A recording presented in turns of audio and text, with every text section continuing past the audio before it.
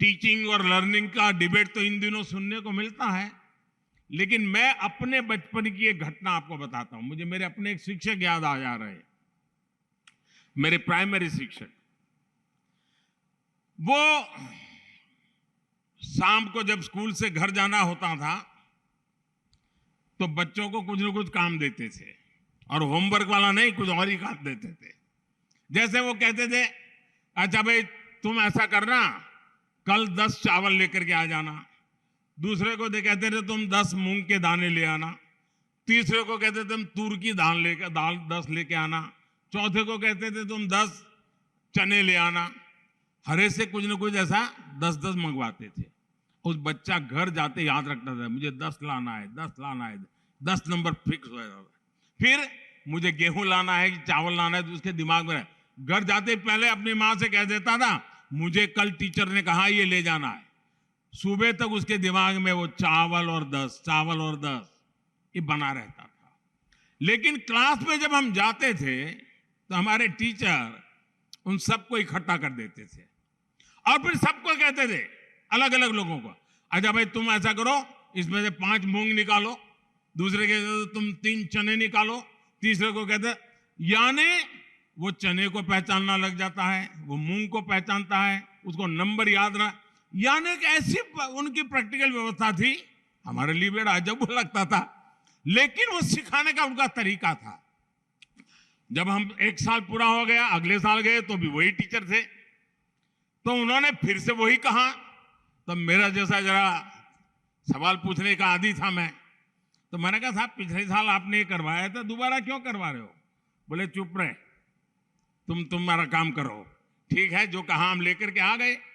लेकिन दूसरे साल उन्होंने बदल दिया। उन्होंने हर एक की आंख पर पट्टी बांध दी और उन्होंने कहा, स्पर्श से तुम तय करो मूंग कौन सा है, चना कौन सा है, और स्पर्श वाली इंद्रिय की क्या सामर्थ्य है, उसकी शिक्षा उन्होंने बड़ी सरलता से दे दी थी। दोस्तों, एक टीचर जब आपके अंदर इन्वॉल्व हो जाता है तो कैसे करता है, ये मैं अपना अनुभव बताता हूं। आप कल्पना कर सकते हैं इस एक एक्टिविटी से हमें कितना लाभ होता था। हमें गिनती के बारे में पता चला, हमें दालों के बारे में पता चला, हमें रंगों के बारे में पता चला।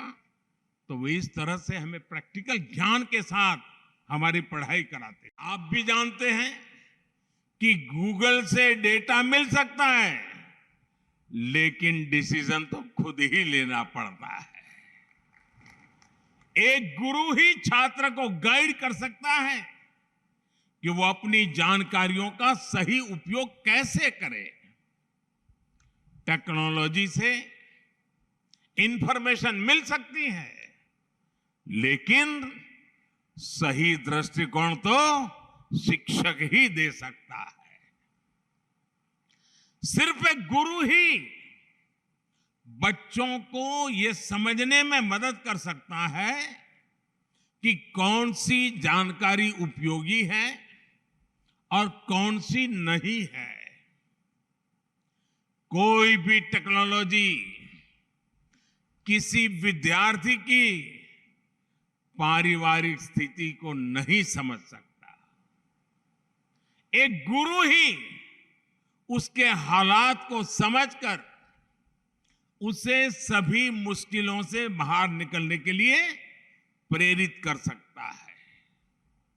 इसी तरह दुनिया की कोई भी टेक्नोलॉजी ये नहीं सिखा सकती कि किसी विषय की गहराई में जाकर उसे कैसे समझे, डीप लर्निंग कैसे करें। जब इंफॉर्मेशन की भरमार हो, इंफॉर्मेशन के पहाड़ खड़े हो जाते हैं, तो छात्रों के लिए यह महत्वपूर्ण हो जाता है कि वो कैसे एक चीज पर अपना ध्यान केंद्रित करें। डीप लर्निंग और उसे लॉजिकल कंक्लूजन तक पहुंचाना, ये बहुत महत्वपूर्ण है। इसलिए आज 21वीं सदी के छात्र के जीवन में टीचर की भूमिका और ज्यादा बृहद हो गई है।